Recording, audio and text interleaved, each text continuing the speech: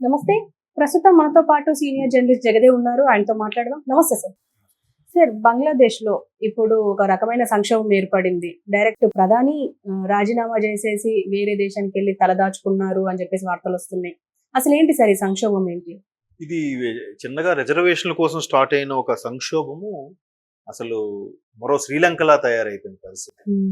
అంటే ఇప్పుడు అందరూ మరో పాక్‌లా మారుతుంది బంగ్లా అని అంటున్నారు గానీ, ప్రస్తుతానికైతే నాకు శ్రీలంక ఇన్సిడెంటే గుర్తొచ్చింది. ఎందుకంటే ఇవాళ పేపర్‌లో చూస్తే దేశ అధ్యక్షురాలి భవనాన్ని ముట్టడించడం, ఆమె పడుకునే బెడ్ మీద ఒకడు కాలు మీద కాలేసుకొని కూర్చొని ఫోటోసు, వంటగదిలోకి చేరి ఆ బిర్యానీలు అవన్నీ ఆహ్, చిల్లర చిల్లరగా బిహేవ్ చేయడం ఇవన్నీ చూసాం. అయితే యాక్చువల్‌గా రిజర్వేషన్ల కోసం అంశం మీద స్టార్ట్ అయింది. అది బాగా ఎక్కువైంది. అంటే అన్ని రకాల రిజర్వేషన్లు ఇంకా తొలగించాలి అనే స్థాయికి వెళ్ళిపోయింది.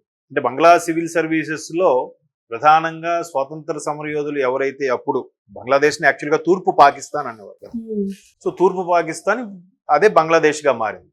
సో తూర్పు పాకిస్తాన్‌గా ఉన్న దాన్ని ముస్లిం మైనారిటీకి చెందిన దేశంగా ఉంది కాబట్టి అప్పుడు దాన్ని సాధించుకునే దిశగా ఎవరైతే బ్రిటిష్ వాళ్ళతో పోరాటం చేయడం కానీ, భారత్ నుంచి విడిపోయినప్పుడు అప్పుడు పోరాటంలో కానీ రకరకాలుగా పార్టిసిపేట్ చేసిన వాళ్ళకి కొన్ని రకాల రిజర్వేషన్లు అంటే వాళ్ళకి వాళ్ళ కుటుంబ సభ్యుల వరకు కల్పించారు. అది కూడా ఎట్లాగా 30% రిజర్వేషన్ వాళ్ళకి ఇవ్వాలని ప్రయారిటీ ఇచ్చేసారు. మన ఇండియన్ సివిల్ సర్వీస్ లాగా బంగ్లాదేశ్ సివిల్ సర్వీసే మెయిన్ కదా, కీ రోల్ కదా అవి. సో అవి అలా ఇప్పటికీ కొనసాగుతూనే ఉన్నాయంట. జనరల్గా ఇప్పుడు షేక్ హసీనా ఎవరైతే ఉన్నారో వాళ్ళ ఫాదరు అది ఇంప్లిమెంట్ చేశారు 70s ఎప్పుడో. అది ఇంకా అలాగా నెక్స్ట్ వచ్చే గవర్నమెంట్ ఇప్పుడు మన దగ్గర రిజర్వేషన్ కూడా అంతే కదా. మా ఇండియాలో కూడా ఏదైతే అణచబడిన వర్గాలు ఉన్నాయో, అణగారిన వర్గాలు ఉన్నాయో వాటికి ఒక 10 ఏళ్ల పాటు రిజర్వేషన్ కల్పిస్తే వాళ్ళకి ఉద్యోగ అవకాశాలు చదువులోను, ఉపాధిలోను అన్నింటిలోను కల్పిస్తే మిగతా అందరితో పాటు సమానంగా సరితూగుతారనే ఉద్దేశంతో అప్పట్లో రాజ్యాంగం కమిటీ ఎవరైతే ఉన్నారో అంబేద్కర్ గారు ఉన్న కమిటీ సభ్యులు కొంతమంది సజెస్ట్ చేశారంట. సజెస్ట్ చేస్తే దాన్ని పొందుపరచడం జరిగింది.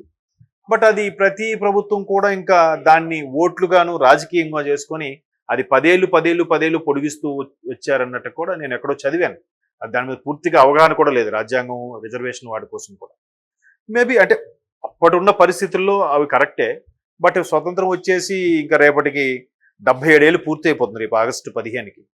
బట్ రిపబ్లిక్ అయ్యి 1950లో అయ్యింది. అంటే అక్కడికి ఒక 3 ఇయర్స్ 4 ఇయర్స్ తీసేస్తే 74 ఏళ్ళు కంప్లీట్ అవుతుంది స్వతంత్ర ప్రతిపత్తిగా రిపబ్లిక్ ఇండియా అయిన తర్వాత. సో అప్పటి నుంచి రిజర్వేషన్లు కొనసాగుతున్నాయి. ఇక్కడ కూడా చాలా యాజిటేషన్ వచ్చాయి. ఆ మధ్యన మీకు ఒక 5-6 ఇయర్స్ బ్యాక్ గుజరాత్లో ఒక యువకుడు కూడా చేశాడు. సమ్ పటేల్ కుర్రాడు రిజర్వేషన్లు అసలు ఉండకూడదు, ఇది భారతదేశం మొత్తం విస్తరించేలాగా. బట్ ఎక్కడికక్కడ అణిచేశారు. మన దేశంలో నిజంగా చెప్పాలంటే ప్రపంచ దేశాల్లో కూడా మన దగ్గరే సెక్యూరిటీ కానీ ఏవైనా చట్టపరంగా కానీ ఉండేవి మన దగ్గరే ఎక్కువగా ఫాలో అవుతారు. ఇంత పెద్ద దేశం ఫాలో చేయడం కష్టమా అని అంటారు కానీ ఇంకా మన దగ్గరే కరెక్ట్గా అవుతాయి. ఇప్పుడు చూడండి బంగ్లాదేశ్, శ్రీలంక లాంటివి అసలు మిలిటరీ కూడా ఆపలేకపోయారంట వాళ్ళు. కుర్రాళ్ళు బంగ్లా మీదకి వచ్చేస్తుంటే అసలు అధ్యక్షురాలు బంగ్లా మీద మన దగ్గర అయితే కనీసం అక్కడ గవర్నర్ బంగ్లా దగ్గర కూడా వెళ్ళలేరు కదా. మొన్న ఇప్పుడు తెలంగాణ ఉద్యమం అంత తీవ్రమైనప్పుడు కూడా లోపల వరకు వెళ్ళలేకపోయారు కదా. అంత వెళ్ళలేకపోయారు. అండ్ మోర్ ఓవర్ మన దగ్గర అంత మూర్ఖంగా ఆలోచించారు నాకు తెలిసి. మరీ ప్రాణాలకు తెగించేసి అవతల వాడు ఏమైపోయినా పర్వాలేదు అనే స్థాయిలో ఉద్యమాలు ఉండవు. మన దగ్గర అంతా అహింసతోనే ఎక్కువగా ఉద్యమాలు ఉంటాయి. సో మొత్తానికి ఆ రిజర్వేషన్ కొనసాగడం ఒక 26 ఏళ్ళ కుర్రోడంట ఆయన. ఒక యూనివర్సిటీలో చదువుకున్న సోషియాలజీ చదువుతున్న స్టూడెంట్. ఆ సోషియాలజీ సబ్జెక్ట్ ఏంటంటే జనరల్గా అండ్ మేబీ అటువంటి వాళ్ళే ఇట్లాంటి ఉద్యమాలకు ఎక్కువగా వస్తారేమో అనిపిస్తూ ఉంటుంది. సోషియాలజీ సబ్జెక్టు మూలాలకు వెళ్తుంది. ఇప్పుడు వీళ్ళ డిఎన్ఏ ఏంటి, ఈ జాతి, ఈ సామాజిక వర్గం ఎలా వచ్చింది, వీళ్ళ పూర్వీకులు ఎవరు, వాళ్ళ పూర్వీకులు ఎవరు, ఇది ఎక్కడి నుంచి ఈ ట్రైబల్ వచ్చింది, ఇది ఎక్కడి నుంచి వలస వచ్చారు, వీటన్నిటి మీద ఉంటుంది ఆ సోషియాలజీ సబ్జెక్ట్ అనేది. సో ఆ సోషియాలజీ చేసిన స్టూడెంటే దీని అందరికీ లీడ్ తీసుకొని మొన్న బిఫోర్ లాస్ట్ మంత్ చిన్నగా ఉద్యమం స్టార్ట్ చేశారు. మొత్తానికి రిజర్వేషన్ లేకుండా చేయండి, మెరిట్ ప్రకారం ఇవ్వండి అని. దీంట్లో పనిలో పనిగా ఇంకొంతమంది సంఘ విద్రోహ శక్తులు ఏం చేశారంటే ఓన్లీ మైనారిటీస్ వరకే ఉండేలాగా మిగతా మైనారిటీస్ అదే ముస్లిం మైనారిటీ కాకుండా మిగతా వాళ్ళు ఎవరైతే ఉన్నారో వాళ్ళకి రిజర్వేషన్ లేకుండా చేయాలన్నట్టు కూడా ఒక తలబొత్తు తీసుకొచ్చారు. మొత్తం మీద అది ఇది రాజకీయ రంగు పులుమున తర్వాత పెద్ద ఇష్యూ అయిపోయింది. సుమారుగా 300 పైచిలకు విద్యార్థులే చనిపోయారు. లెక్కకి తెలియదు ఇంకెంతమంది చనిపోయారో తెలియదు. ఇంకా అన్ని యూనివర్సిటీ స్టూడెంట్స్ కూడా ఏకమైపోయారు. సో అది ఇంకా జనాల్లోకి వెళ్ళిపోయింది. ఎప్పుడైతే స్టూడెంట్స్ చేతుల్లో ఉంటుందో ఉద్యమం, దాన్ని కంట్రోల్ చేయడం కష్టం. అది కాస్త జనాల్లోకి కూడా వెళ్ళిపోయింది. వెళ్ళిపోవడం తీవ్ర స్థాయికి వెళ్ళిపోవడం ఈరోజు అధ్యక్షురాలు తలదాచుకోవడానికి భారతదేశానికే రావాల్సి వచ్చింది. ఇదిలా ఉంటే అక్కడున్న హిందువులకి భద్రత లేదు అన్నట్టుగా ఒక మహిళ ట్వీట్ చేస్తే, ఆ ట్వీట్కి ఇమీడియట్గా సోను సూద్ కూడా రెస్పాండ్ అయ్యి, మిమ్మల్ని కాపాడుకునే బాధ్యత మాది, ప్రతి భారతీయ పౌరుల్ని పౌరురాల్ని ఎస్పెషల్లీ హిందువుల్ని మేము కాపాడుకుంటాం, జై హింద్ అని చెప్పి ట్వీట్ చేశాడు ఆయన. అంటే ఇది పక్క దేశం ఉంది, మనకేం కాదులే అనుకోవడానికి కూడా లేదు. ఎందుకంటే ప్రపంచంలో ఎక్కడ ఏవి జరిగినా మన దేశంలో మూలాలు ఉంటుంటాయి. కాబట్టి అదొక భయాందోళనగా ఇన్సిడెంట్సే ఒక విధంగా చెప్పాలంటే. పైగా పొరుగు దేశం కాబట్టి మనకి ఈ 7 సిస్టమ్స్ ఏవైతే ఉన్నాయో, ఈశాన్య రాష్ట్రాలు అంటారు, ఈ ఈశాన్య రాష్ట్రాలకు కూడా కొంత ఈ బంగ్లాకి ఆనుకునే ఉండేది కాబట్టి, అలాగే వెస్ట్ బెంగాల్ స్టేట్ కూడా. సో ఏ మూల నుంచి ఎక్కడి నుంచైనా వచ్చి జనాలు ఎంటర్ అయిపోవచ్చు. గత 8 ఏళ్లలో 15 లక్షలకు పైగా చొరబాట్లు జరిగాయి. భారతదేశంలోకి వచ్చేసి భారతీయుల్లో కలిసిపోయి బతికేస్తున్నారు. ఫర్ ఎగ్జాంపుల్ సమ్ ఎక్స్ అనే మైనారిటీ వాళ్ళు ఉన్నారు. ఆ మైనారిటీ పేరు చెప్పుకొని వాడెవడో వస్తాడు, వాడు తెలియదు, బట్ సేమ్ మైనారిటీ ఫీలింగ్తో ఇటు కాపాడాలరా, మనోడరా, మన మతం ఒకటరా, మన జాతి ఒకటరా అనుకొని కాపాడేయడం. ఆడలాగా మావాడే ఎప్పటి నుంచి ఉంటున్నాడు అని చెప్పి మెల్లిగా లోకలోడికి ఎవడికో మనీ కొట్టో ఒక ఆధారం ఏదో క్రియేట్ చేసాడు. అట్లాగా ఇది గవర్నమెంట్కు రికార్డ్స్లో రిజిస్టర్ అయిన వాళ్ళే 15 లక్షల మంది. ఇంకా తెలియకుండా ఎంతమంది వస్తున్నారని చెప్పలేదు. బై వాక్ వెళ్తాడు ఎవడో, నడుచుకుంటూ అలా కొండలు గుట్టలు దాటుకుంటూ అలా వస్తాడు కొంతమంది. అట్లాంటి వాళ్ళకి ఏం వీసాలు ఉంటాయి, ఏం పాస్పోర్ట్లు ఉంటాయి చెప్పండి. మరి దాన్ని కట్టడి చేయాలనే కదా ఈ కామన్ సిటిజన్ కోడ్ ఏదో తీసుకొస్తున్నారు, సిఏఏ కోడ్ ఏదో. దాన్ని మిగతా వాళ్ళు వ్యతిరేకిస్తున్నారు. ఇప్పటికే మనది భూభాగానికి మించి జనాభా ఉన్నట్టుగా ఉంది పరిస్థితి. అంటే మన భౌగోళిక రూపురేఖల ప్రకారం చూస్తే ఎంత జనాభాకి ఎంత ఆహారము ఎంత భూమి అవసరం అనుకున్న పరిస్థితులు దాటేస్తున్నాం మనం. 150 కోట్ల మందికి ఉన్న ఈ భూభాగంలో ఎంతమంది పండిస్తున్నారు, ఎంత పంట భూమి ఉంది, వాళ్ళందరికీ ఆహారం సక్రమంగా ఇవ్వగలమా?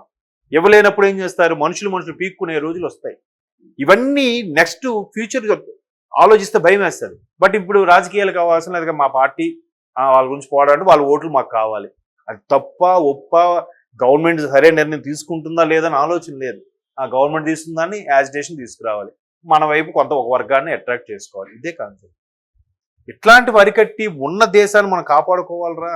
1 or none, లేదా ఒకరు లేదా 2 పిల్లలు అట్లాగా ఉండాలి. ఇప్పటికే జనాభా పెరిగిపోతున్నా దాన్ని యాక్సెప్ట్ చేయనివ్వరు. ఆ 2 కన్నా ఎక్కువ ఉండే వాళ్ళకి అన్ని పథకాలు కట్టు, ఏమీ రావు గవర్నమెంట్ నుంచే అని చెప్పి దాన్ని యాక్సెప్ట్ చేయరు. నెక్స్ట్ జనరేషన్స్ ఏంటి పరిస్థితి?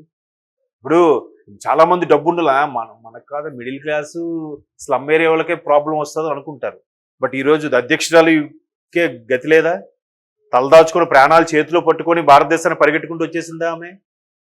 మరి డబ్బున్న వాళ్ళ ఇంటికి కూడా రేపొద్దున అందరూ దూరిపై అటాక్ చేస్తే నేను బాగా సంపాదించుకుంటాను, నా పిల్లలకి ఏం కాదులే అని అనుకుంటున్నాడు ఎవడైతే ఈ సోకాల్డ్ రాజకీయ నాయకులు, సోకాల్డ్ బిజినెస్ మ్యాన్.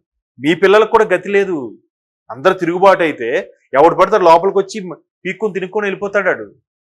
ఆకలి ఏ పనైనా చేయిస్తుంది. అది ఆలోచించట్లేదు. మనకెందుకులే, నాకెందుకులే, ప్రస్తుతం నా బిజినెస్ నడుస్తుందా లేదా, ఉన్నానా లేదా అనే చూస్తున్నారు. సో అట్లా ఇప్పుడు మరో పాకిస్తాన్ లాగా తయారైపోతుంది ఇప్పుడు పరిస్థితి అని కూడా చాలా మంది స్టేట్మెంట్స్ ఇస్తున్నారు. మేబీ అయినా ఇప్పుడు పాకిస్తాన్ తీవ్ర సంక్షోభంలో ఉందంట. దానికి సంక్షోభానికి కూడా చాలా మంది ఇచ్చే స్టేట్మెంట్స్ ఏంటంటే, అరే నీకు తినడానికే ప్రాబ్లం అయినప్పుడు నీకెందుకురా పగా ప్రతీకారాలు అని అంటున్నారు. అంతే కదా, ఎందుకు టెర్రరిజం పోషించడము, ఆ పక్క దేశాల మీద అటాక్ చేయడము? నువ్వు అదే కాన్సన్ట్రేషన్ ఏదో నీ దేశ పౌరుల మీద, టెక్నాలజీ మీద డెవలప్ చేస్తే, కాన్సన్ట్రేట్ చేస్తే నువ్వు మరొక వెస్ట్రన్ కంట్రీలా తయారయ్యేది కదా. ఈరోజు ఏదైతే సియోలో అని ఉంటుంది కదా, కార్గిల్ దాటి అత్యంత చల్లదని ప్రదేశం ఉంది జమ్మూ, పాక్ ఆక్రమిత కాశ్మీర్ పిఓకే. అక్కడ ఉండే పాకిస్తాన్ సిటిజన్స్ కూడా మన దాంట్లోకి వచ్చేయాలని చూస్తున్నారంట. అక్కడే బెటరా బాబు, అంత హ్యాపీగా ఉంటున్నారు, ఇక్కడ ఏంటి మనకి సరైన ఇది లేదు అది లేదు, బతకలే పరిస్థితి అయిపోతుంది అన్నది. ఎప్పుడైతే ఇది కేంద్రపాలిత ప్రాంతం చేశారో ఈ లడాక్, జమ్మూ ఇదంతా, అరే అక్కడ వాళ్ళే బాగున్నారు కదా, మనం అటు వెళ్ళిపోతే బెటర్ కదా అన్న ఆలోచనలో ఉన్నారట వాళ్ళు. లేదా మమ్మల్ని ఇండియాలో కలిపేయండి పూర్తిగా అని అడుగుతున్నారంట ఇప్పటికే బలూచిస్తాన్ వాళ్ళు కానీ వీళ్ళు కానీ. సో అట్లాంటి పరిస్థితులు వస్తున్నప్పుడు ఇటుపక్క తూర్పు వైపు ఒక దేశం ఒక సమస్య, పశ్చిమ వైపు ఒక సమస్య ఉన్నప్పుడు మధ్యలో ఉండే మనకు కూడా తెలియకుండా దాని ఇంపాక్ట్ పడుతుంది. లేనిపోని ఇష్యూస్ వస్తాయి, అవి మనం గెస్ చేయలేం. ప్రభుత్వం కూడా చాలా అప్రమత్తంగా ఉంది. బార్డర్ చుట్టూ గస్తీ పెంచింది, ఎస్పెషల్లీ బంగ్లాదేశ్ బార్డర్ చుట్టూ కూడా. ఏం జరిగినా ఎంతమంది కాపాడగలుగుతారు, ఎంతమంది కంటికి రెప్పలేకుండా చూడగలుగుతారు? ఎవడో ఒకడు ఎక్కడో దగ్గర తెగుతాడుగా. మొన్న ఇంకో దగ్గర కూడా చూశాను, ఒక హోటల్ లోపలికి వెళ్తే దాని నుంచి అండర్ గ్రౌండ్ నుంచి ఇండియాలోకి సొరంగ మార్గం ఏదో ఒక దొరికిందంట. మరి అట్లా ఎప్పటి నుంచి ఉంది అది, దాంట్లో నుంచి ఎంతమంది వచ్చేసారు? నేనేదో ఒక వెబ్ సిరీస్ లో చూశాను ఆ ఇన్సిడెంట్. వాడు ఇక్కడ టన్నల్ నుంచి వెళ్తాడు, ఒక 200 మీటర్స్ 300 మీటర్స్ నడుస్తాడు, అటుపక్క చక్కగా బంగ్లాదేశ్లోకి వెళ్ళిపోతాడు. అది సినిమాల్లో పెట్టారేమో అనుకున్నాను, మన అది బయట పడిన తర్వాత తెలిసింది ఎట్లాంటివి ఎన్ని ఉన్నాయో, ఇంకా అట్లాగే ఎంతమంది చొరబాట్లు అవుతున్నాయో. ఇవన్నీ తలుచుకుంటే నెక్స్ట్ జనరేషన్స్కి చాలా సమస్య. బట్ మనం అంత 4 గోడల మధ్య కూర్చొని మాట్లాడుకోవడం వరకే కానీ అంతకుమించి చర్యలు తీసుకోలేము, ఎవరు ఆచరించము కూడా. Okay, thank you.